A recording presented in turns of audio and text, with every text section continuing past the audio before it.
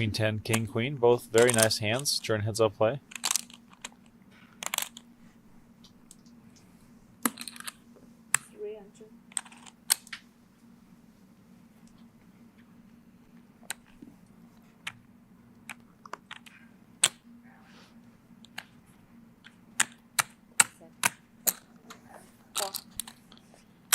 Here we go. Little limped.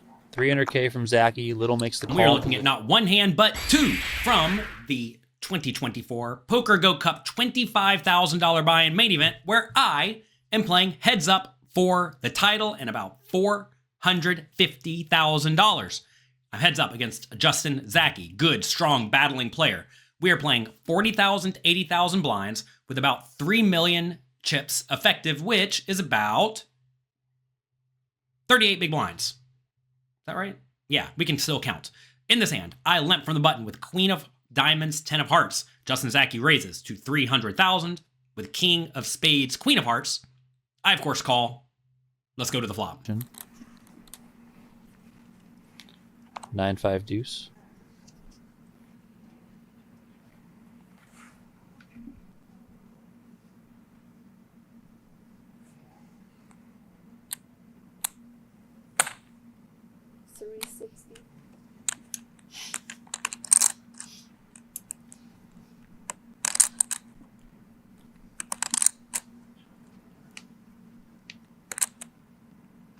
Little seems to be up to something here.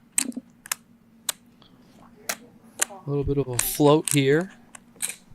Flop comes 9 of diamonds, 5 of hearts, 2 of diamonds. Justin Zaki continuation bets 360,000 into the 680,000 chip pot.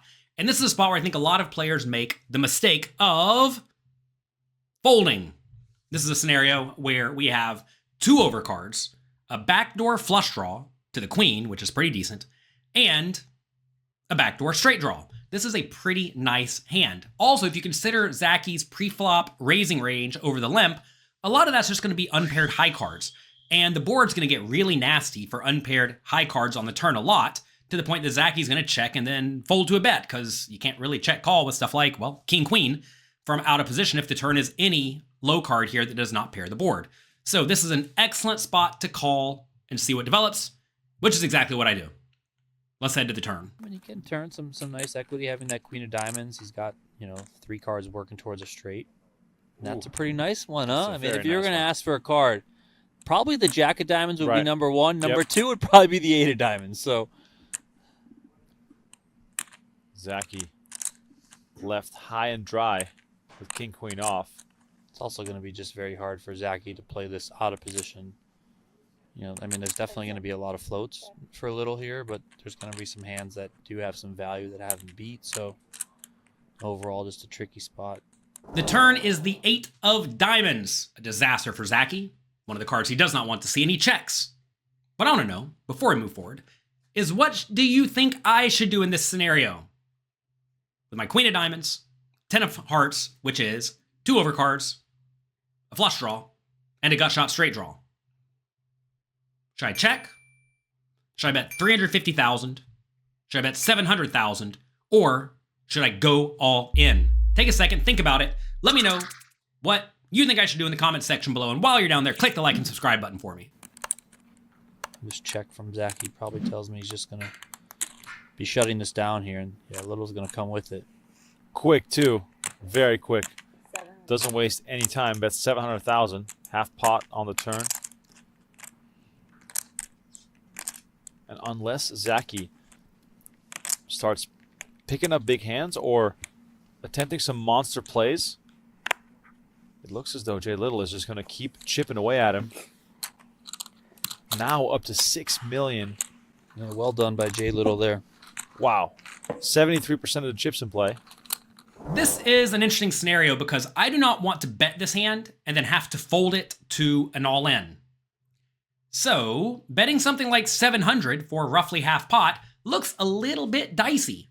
That said, if you think your opponent's almost never going to check raise you all in, then that becomes a pretty nice play.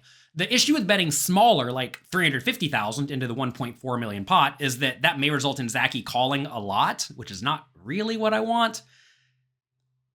That said, if he's going to check call the turn a lot and then fold to a river shove, then that's better. I just get 350k more out of him. So I think I like a bet of something like 400k, 500k.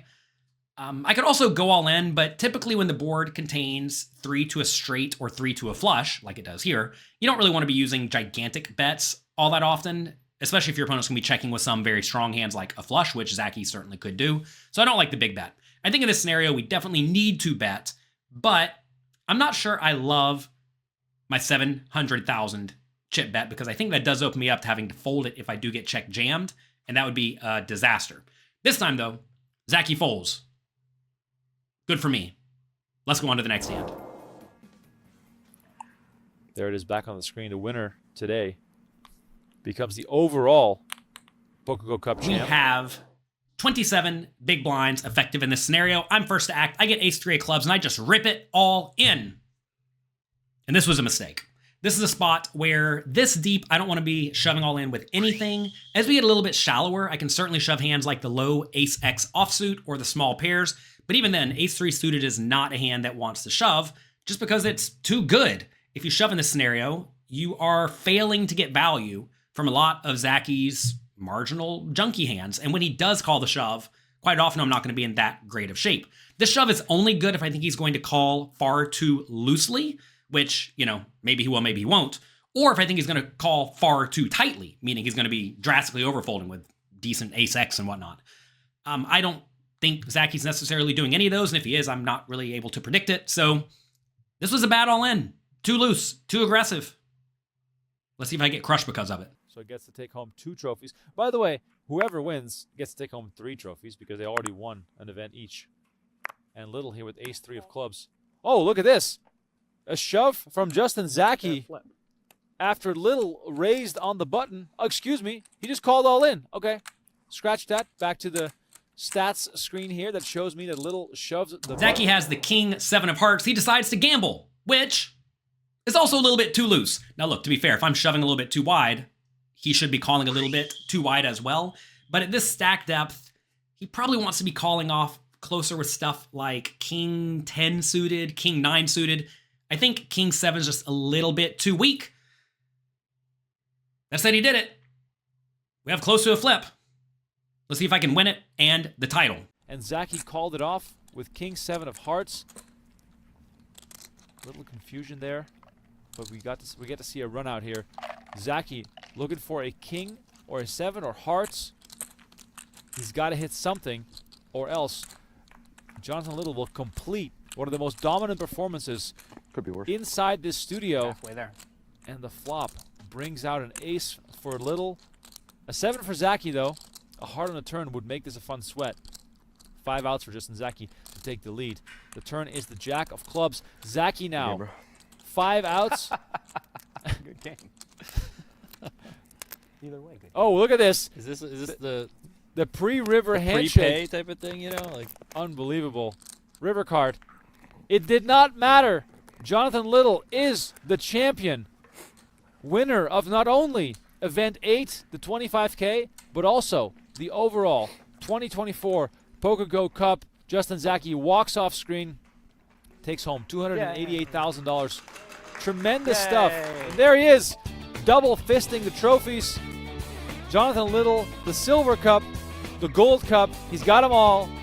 Hopefully these things will fit into his bag. I did it. I won the PokerGo Cup and the $450,000. Did I miss kissing it? Talk to you next time.